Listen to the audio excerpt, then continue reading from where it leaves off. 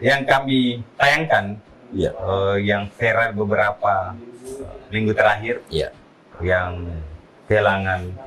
Saya baca, saya nonton itu video Anda. Bagaimana tanggapan Anda? Sama sekali bukan hoax. Dalam kajian kami, dalam diskusi-diskusi terbatas kami menyimpulkan itu bukan hoax. Karena ternyata saya telisik baik sekali, ada beberapa data yang saya coba pelajari.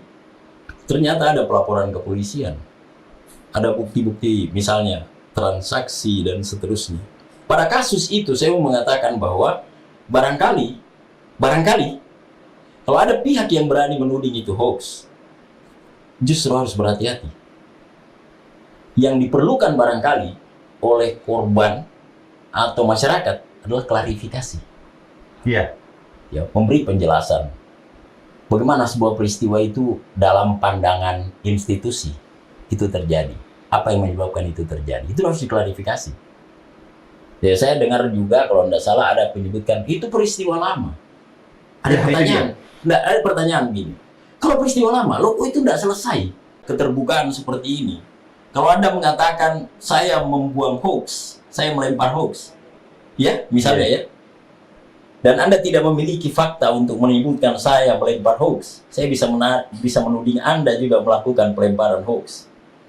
Karena Anda tidak punya faktanya, kan? Iya, iya. Katakanlah seperti itu. Sehingga saya kira barangkali pribadi, lembaga, organisasi, institusi, kalau kita mau mengklaim atau menuding informasi itu hoax, kita harus punya data banding. Harus ada fakta bandingnya.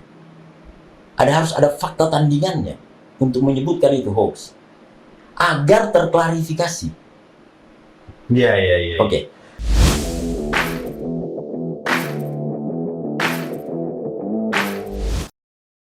Zulkarnain Hamsom. Selamat datang di podcast Rakyat The News. Selamat. Bagaimana kabarnya? Alhamdulillah baik. Di Makassar ini, nama kita ini sudah banyak perbincangan di media, Kak, setelah Tidaklah. beberapa organisasi wartawan di Sulsel, dan saat ini juga ada yang buku yang saya lihat dan kami dapatkan di redaksi itu adalah buku literasi media digital di Indonesia. Oh iya.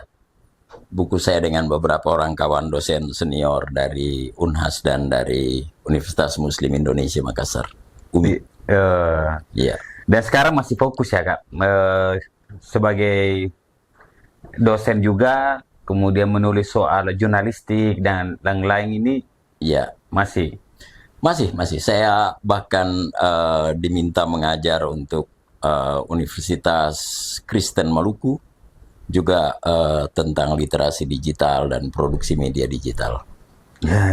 Kalau sekarang aktivitas kita sekarang apa saya, Kak? Ya, mengajar saja. Iya. Gimana? Bisa diceritakan, Kak, apakah kan sekarang ini kan banyak yang soal isu hoax.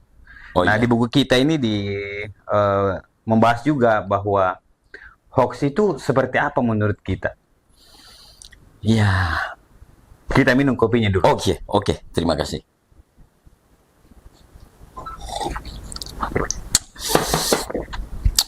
Jadi buku ini sebetulnya adalah sebuah buku praktis yang tujuannya memberi tambahan bacaan bagi mahasiswa berkaitan dengan kajian komunikasi dan pertumbuhan media digital. Jadi pertumbuhan media digital itu, Bang Sabri, itu memberi dampak yang cukup serius. Iya. Terutama ya dikaitkan dengan sejumlah aturan yang menyebutkan bahwa kemasan-kemasan informasi itu ada yang hoax, ada yang palsu, ya, dan seterusnya. Saya kira ini barangkali adalah konsekuensi dari kehadiran dunia digital atau kehadiran internet. Begitu, Bang Sabri. Lalu kami putuskan, mari kita coba buat sebuah buku yang praktis agar orang bisa memahami sebetulnya apa sih itu belantara digital itu. Iya. Ya. Ternyata memang tidak semuanya positif. Ya, dia juga menyimpan potensi negatif. Salah satunya itu adalah terbangunnya kejahatan dalam dunia maya atau Ya. dunia digital itu. Buku ini cukup banyak. Ada beberapa bab di dalamnya dan kami kerjakan secara bersama-sama. Jadi buku literasi media digital di Indonesia itu memberi gambaran bahwa Indonesia telah berada pada sebuah era di mana aktivitas digital, komunikasi digital itu sudah menjadi bagian yang tidak terpisah dari kehidupan Iya, sehari-hari. Kira-kira itu gambarannya. Termasuk juga media ini semakin ke depan. Ya, Kalau kita lihat perkembangan media yang pada awal-awal kita dicetak, ya, kemudian sudah masuk di era internet. Online, ada media online, kemudian sekarang ada jurnalistik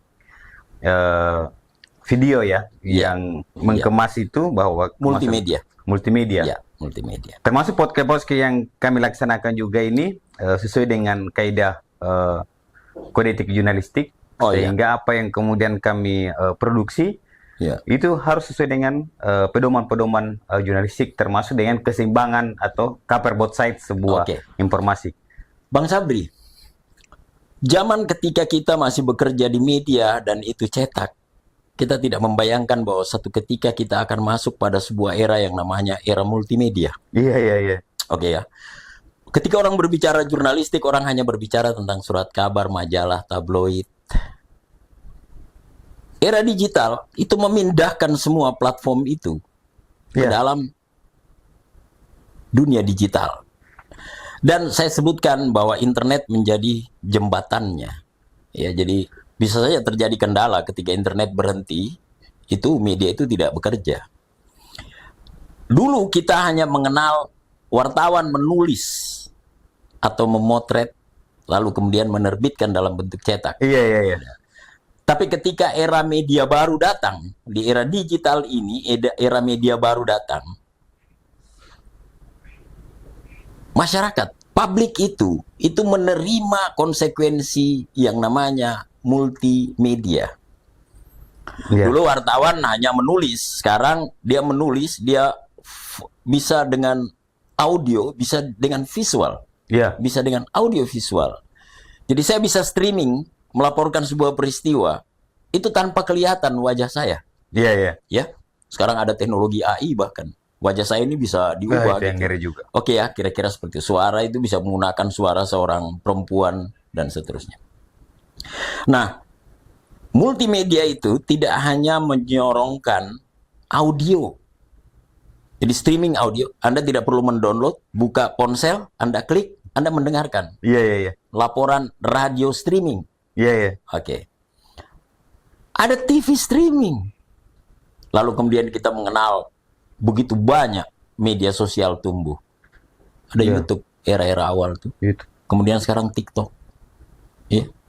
Podcast. Iya. Dan bahkan Kak, hampir di media-media nasional itu sekitar kemarin itu 35% sampai sekian. Itu media-media nasional itu sudah mulai arah ke podcast. Termasuk dengan yang paling ramai ini kayak Tempo, kayak Bocor Alus, apa semua itu kan karya-karya jurnalistik yang kemudian dibuatkan audiovisualnya. Konsekuensi yang saya sebutkan tadi multimedia itu. Saya kalau jualan berita, orang mungkin tidak terlalu baca. Anda bisa mengundang saya berbicara sebagai seorang akademisi. Anda bisa mengundang semua stakeholder, semua elemen masyarakat itu terlibat di dalamnya. Pertanyaannya, apakah itu bagian dari jurnalistik? Jawab saya, ya. Itulah jurnalistik modern. Itulah yang disebut dengan jurnalistik masa kini. Jurnalistik online. Jadi kalau ada orang mengatakan itu bukan karya jurnalistik, salah. Itulah karya jurnalistik. Jurnalistik multimedia. Podcast itu bagian dari jurnalistik. Maka semua media online sekarang ini mulai masuk ke arah itu. Hampir semua ya. Hampir semua bermain di arah situ. Orang tidak boleh mengatakan bahwa itu bukan produk jurnalistik, itu produk jurnalistik. Kita berbicara konten, isinya apa? Isinya itu berita. Iya, iya, iya. Isinya itu peristiwa. Saya bisa podcast untuk berbicara tentang fenomena kelangkaan BBM, kelangkaan beras, kasus penipuan online, dan seterusnya. Bisa terjadi. Itu bagian dari pemberitaan yang saya tulis atau wartawan tulis di media online-nya.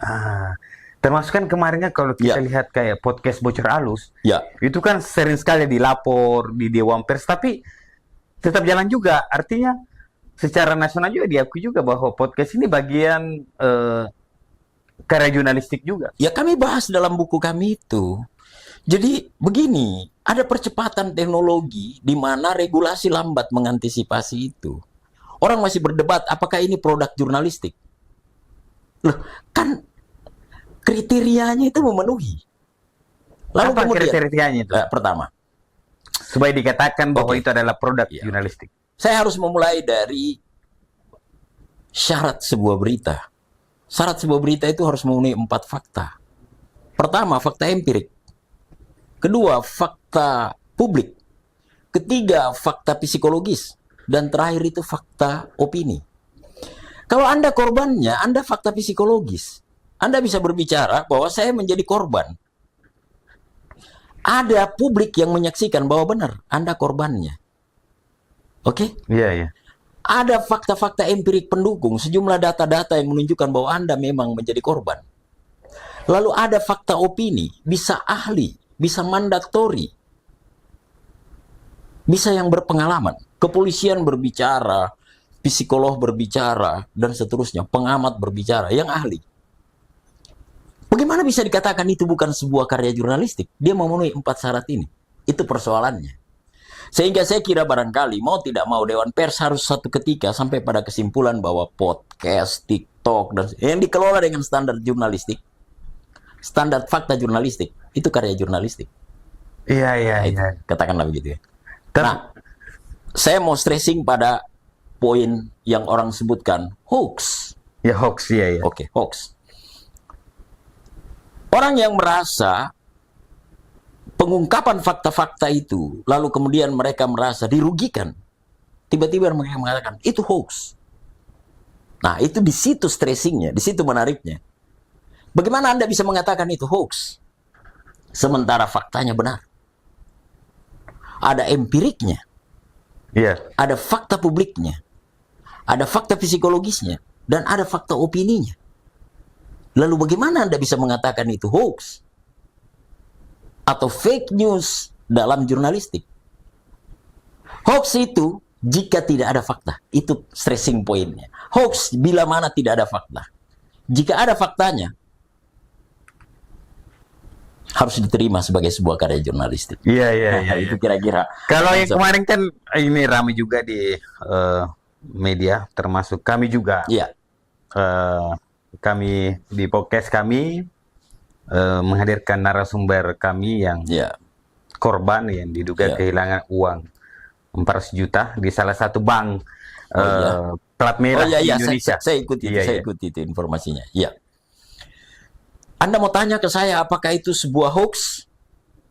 Iya, Saya menggunakan standar fakta dalam pemberitaan.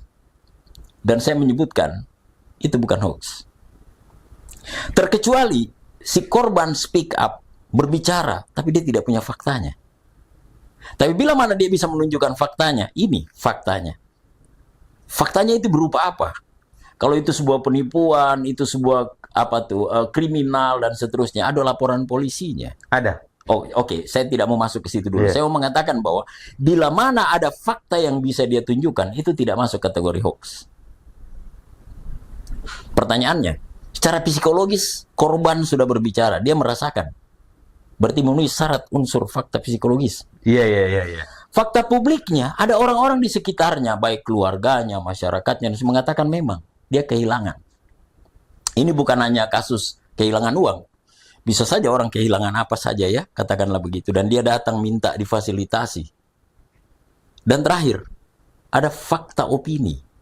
Ada ahli yang berbicara, ada mandatori yang punya kewenangan yang berbicara, yang mengatakan itu benar. Dia kehilangan misalnya. Saya kira ini jauh dari yang disebut hoax. Karena hoax tracingnya, poinnya adalah tidak ada fakta.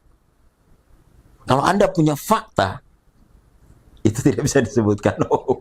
Iya, iya, iya. Ini menurut kajian kami, ya, menurut Iya, iya. kajian media, terutama media barat. Karena kan ini juga yang perlu di apa ya, secara detail, bahwa definisi hoax atau inti dari hoax ini seperti apa. Apakah saya tidak senang dengan sebuah informasi, saya bisa katakan itu adalah hoax.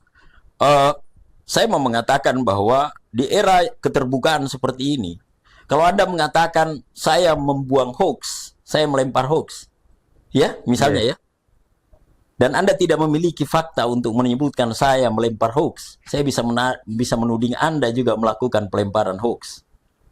Karena Anda tidak punya faktanya, kan? Iya, iya. Katakanlah seperti itu. Sehingga saya kira barangkali pribadi, lembaga, organisasi, institusi, kalau kita mau mengklaim atau menuding informasi itu hoax, kita harus punya data banding. Harus ada fakta bandingnya. Harus ada fakta tandingannya untuk menyebutkan itu hoax. Agar terklarifikasi. Iya, iya, iya. Oke. Bang Sabri, saya adalah seorang dosen yang meneliti tentang media, melakukan kajian tentang media. Saya mau menyebutkan begini.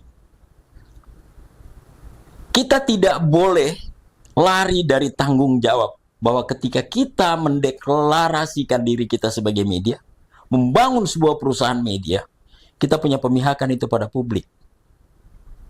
Pemihakan media itu pada publik. Kepentingan publik. Kepada kepentingan. Itu prinsip pertama media. Dia harus independen. Dia berpihak kepada kepentingan publik. Itu masalahnya. Iya, iya, iya, iya. Jadi kalau Anda sekarang ada orang datang dan minta bantu untuk diberitakan ada masalahnya dan seterusnya, kemudian Anda mengatakan saya tidak mau memberitakan itu, saya kira Anda tidak berfungsi sebagai media. Itu prinsipnya. Iya, iya. Nah, saya kira barangkali itu. Oke, saya kembali tadi kepada apa itu fake news dan apa itu hoax. Iya, iya. Fake news. Oke, fake news itu berita yang bohong. Sebetulnya saya masih bisa membedakan dalam kajian komunikasi, kita bisa membedakan yang mana hoax, yang mana fake news. Iya, iya. Tetapi sekarang kita sudah terjebak pada satu pemahaman yang tidak bisa lagi membedakan yang mana fake news, yang mana hoax. Keduanya sudah disatukan. Padahal Anda tahu apa itu hoax awalnya. Iya, Itu iya. berkembang di awal abad ke-18 di Eropa. Ini jauh sebelumnya. Di Amerika juga bertumbuh ini hoax. Hoax itu, kalau dulu dalam pemahaman jurnalistik kami, dulu di era saya masih menjadi seorang wartawan, kalau ada pelatihan penanganan kebakaran, lalu kemudian wartawan menuliskan gedung A terbakar, 2 korban dilarikan. Dalam judul kecilnya, dalam pelatihan penanganan kebakaran. Itu yang namanya hoax. Iya, iya, iya. Sekarang, kalau Anda bermain-main dengan itu tidak disebut hoax. Jadi dulu hoax itu sebetulnya candaan-candaan dalam pemberitaan. Iya, iya. Yang tidak ada yang dihadirkan. Ya, maksudnya sebetulnya bukan kebakaran betul. Itu hanya sebuah peristiwa pelatihan penanganan kebakaran. Iya, iya, iya, iya. Atau sebuah pelatihan penanganan terorisme. Maka ditulislah pesawat disandra teroris di bandara. Pasukan kepolisian membebaskan pesawat itu dalam pelatihan. Iya, iya. Itu dulu itu yang sebetulnya namanya hoax. Ya.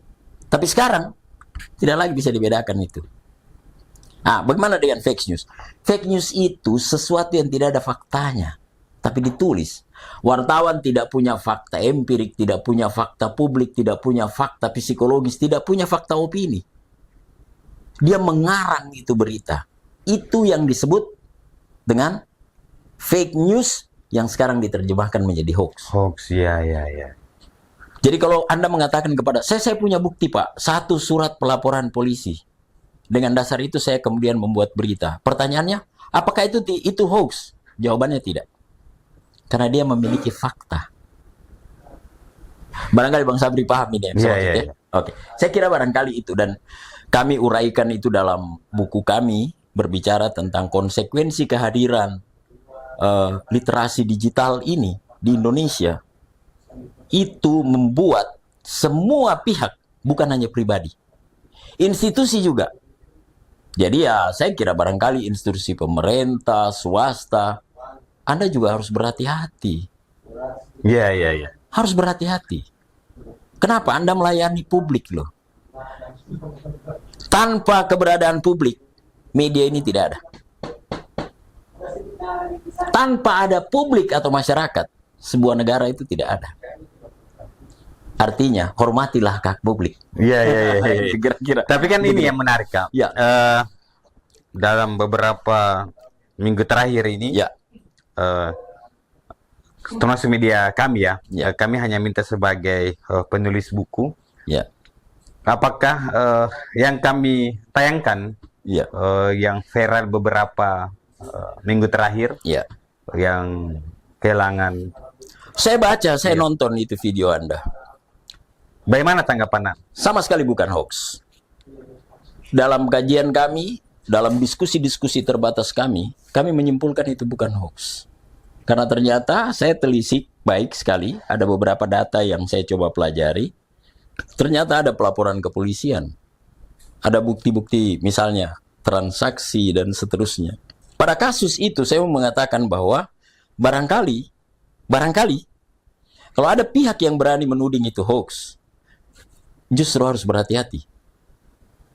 Yang diperlukan barangkali oleh korban atau masyarakat adalah klarifikasi. Iya, Ya, memberi penjelasan. Bagaimana sebuah peristiwa itu dalam pandangan institusi itu terjadi. Apa yang menyebabkan itu terjadi. Itu harus diklarifikasi. Ya, saya dengar juga kalau tidak salah ada penyebutkan itu peristiwa lama. Ada Ya, pertanyaan. Nggak, ada pertanyaan gini. Kalau peristiwa lama, loh kok itu tidak selesai? Mengapa itu tidak diselesaikan? Saya kira barangkali pada prinsip penyelesaian problem di mana saja, bukan institusi, termasuk pribadi. Kita harus punya langkah-langkah penyelesaian agar itu bisa terukur. Dan itu mengantisipasi bila mana muncul pertanyaan di belakang hari. ya. Saya kira barangkali itu. Kami juga selaku media Ya. sudah sangat berusaha. Ya. Bagaimana kita membangun komunikasi di pihak Bank BRI, Ya. karena kami selalu berprinsip bahwa apa yang kami tayangkan Ya. mempunyai kedudukan yang sama. Mau korban maupun yang misalnya Bank BRI misalnya, kami cover both side. Kami sangat Ya. berusaha menghadirkan konten yang sesuai dengan pedoman kita. Sebagai Ya. media yang verified dengan Dewan Pers, Ya. tentunya kami sangat patuh terhadap aturan-aturan yang berlaku. Ya. Kami sudah meminta dan mencoba mengklarifikasi dari Bank BRI apa yang sebenarnya terjadi. Oh ya, penting itu. Itu saya kira itu poin yang sangat penting. Saya mau jawab itu dulu sih. Iya. Jadi ketika Anda harus melakukan podcast, konten TikTok, YouTube dan seterusnya, multimedia, Iya. lakukan langkah verifikasi. Iya. Itu standar jurnalistik. Bila perlu Anda undang sumber tandingan untuk melakukan klarifikasi pada data itu. Lain halnya kalau Anda sudah mengundang, yang diundang tidak hadir. Ya. Saya kira barangkali kita tentu bisa paham. Nah, saya tidak mau masuk spesifik pada kasus itu, tapi saya mau mengatakan begini. Kita semua, termasuk pribadi maupun institusi, lembaga apapun itu, keuangan, pemerintah, dan seterusnya, itu harus punya kehati-hatian. Karena pada prinsipnya, mereka melayani publik. Dan publik di era keterbukaan informasi ini bukan seperti hidup di zaman batu. Iya, iya, Saya mengerti. Iya, iya. Mereka punya pemahaman, referensi, catatan, dan seterusnya. Rekam jejak digitalnya itu tersimpan. Iya, iya. Oke. Bang Sabri, saya mau mengatakan bahwa agar semua pihak itu berhati-hati menahan diri. Memang dengan segala resiko. Kalau Anda memberitakan perusahaan saya buruk, risikonya itu bisa terjadi guncangan pada manajemen saya. Iya, iya. Saya kira itu sebuah konsekuensi logis. Tetapi, yang harus diperlukan adalah langkah-langkah cepat untuk melakukan klarifikasi pada kasus itu. Selesaikan cepat.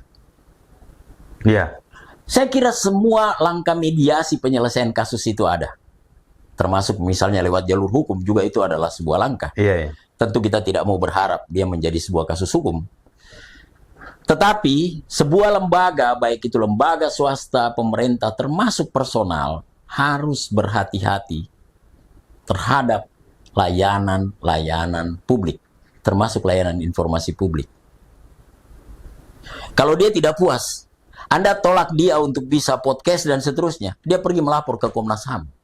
Iya, betul. Dia pergi ke Yayasan Lembaga Konsumen. Bahkan ada orang sekarang melapor ke Presiden, Pak. Banyak. Ya, itu bukti bahwa kalau Anda tutup jalurnya, dia akan pakai jalur lain. Iya, iya. Inilah kanalisasi informasi yang di era informasi, era digital ini, itu sangat sulit Anda lakukan. Kecuali apa? Anda jujur dan penuh integritas. Klarifikasi dan selesaikan masalah itu. Nah, itu dia. Itu. Kami juga mau sampaikan bahwa apa informasi yang kami naik, kami tidak pernah berpikir jauh bahwa ini akan mempengaruhi sebuah perusahaan. Ya. Kami hanya mengawal bahwa ini adalah kepentingan publik, Ya. punya fakta, Ya. laporan polisi dan lain-lain. Dan kami sudah sangat berusaha Ya. memberikan ruang seluas-luasnya kepada bank misalnya, Ya. plat merah yang ada di Indonesia ini. Tapi sampai hari ini pun tidak ada, dan kami juga sekarang banyak sekali aduan-aduan yang masuk di media sosial kami. Ya. Yang kehilangan uang di bank, dugaan kehilangan uang di bank itu banyak sekali yang melapor ke kami. Bahkan ada salah satu bank di Indonesia ini, ada yang pernah kehilangan sampai 200 miliar, apa semua, tetapi itu sudah selesai, sudah clear. Namun yang kami harap bahwa sebagai media tetap mengawal kepentingan publik. Ya, saya setuju. Saya kembali ke buku ini. Jadi di buku ini pada prinsipnya dari kurang lebih 13 bab ini, 14 bab ini, kami berusaha untuk meyakinkan publik bahwa di era digital ini Anda harus berhati-hati memperlakukan informasi. Bukan karena Anda institusi, Anda merasa diri sebagai penyelenggara pemerintahan dan seterusnya ya misalnya ya. Anda bisa berlaku sewenang-wenang, itu tidak bisa. Ini tidak bisa, Pak. Ini negara hukum. Iya. Sekalipun mungkin aturan-aturan tentang digital dan konsekuensi-konsekuensi hukum itu sementara disusun untuk mengiringi percepatan laju teknologi digital ini. Tetapi saya mau menghimbau, barangkali buku ini penting untuk menjadi bacaan bagi mahasiswa, juga masyarakat umum, bahwa memang ada konsekuensi-konsekuensi yang harus ditanggung bila mana kita tidak patuh pada ketentuan etik digital. Nah, itu dia. Etik digital, ya. Baik, saya kira barangkali poin-poin pentingnya kita sudah ketemu, Bang Sabri. Kalau tidak ada halangan, saya justru menawarkan bagaimana pada saat peluncuran buku Etika Digital, kita bisa diskusi lagi. Oh, bisa. Ya, saya kira barangkali itu. Kalau harapan kita kepada masyarakat soal informasi ini, literasi digital ini, apa yang sebagai penulis buku dan sebagai dosen, apa yang ingin disampaikan kepada masyarakat? Saya ingin menyampaikan begini. Masyarakat harus memelihara keberaniannya. Untuk sampai pada keberanian, orang harus punya kejujuran. Orang harus memiliki fakta dan kebenarannya yang dia yakini. Dan itu didukung oleh berbagai bukti. Kalau Anda merasa hari ini Anda sementara mengalami sebuah peristiwa di mana Anda tidak mendapatkan kepastian hukum, Anda tidak mendapatkan kepastian dan tentang keadilan dan seterusnya, Anda harus ke media untuk berbicara. Karena media itu membuka ruang bagi publik. Tetapi saya menawarkan satu poin penting ini, Bang Sabri. Iya. Anda bisa menjadi mediator dan itu menjadi wajib. Karena salah satu fungsi media itu adalah menjadi mediator pihak-pihak yang bertikai atau berselisih. Mediator. Pertemukan orang-orang ini, bukakan forum. Anda dilindungi oleh Undang-Undang 40 tahun 1999 tentang pers. Dan kode etik juga memberikan hal yang sama, termasuk prinsip-prinsip dasar bagaimana sebuah media harus bekerja. Apa itu? Media berdiri di atas semua kepentingan golongan. Saya kira barangkali itu. Iya. Terima kasih, Bang Sabri. Terima kasih atas waktunya. Assalamualaikum warahmatullahi Waalaikumsalam warahmatullahi wabarakatuh. Semoga- Sukses selalu. Semoga kita hadir lagi bicara soal media dan lain-lain. Terima Baik. kasih, Kas. Sampai jumpa. Sebagai sahabat Rakyat News, terima kasih sudah memperhatikan dan menyaksikan video-video kami. Tentunya kami juga akan terus update Ya. soal politik, soal Oke. peristiwa-peristiwa yang ada di Makassar atau di Indonesia. Ya. Dan sesuai dengan arahan, kami juga akan membuka ruang-ruang kepada masyarakat Ya. ketika dia mempunyai fakta dan untuk menuntut ingin berbicara di publik. Ya. Kami hadir dan memberikan mereka ruang. Ya. Namun harus sesuai dengan kode etik jurnalistik, harus etik. cover both side. Oke. Terima kasih banyak. Ya. Assalamualaikum warahmatullahi wabarakatuh. Waalaikumsalam warahmatullahi wabarakatuh.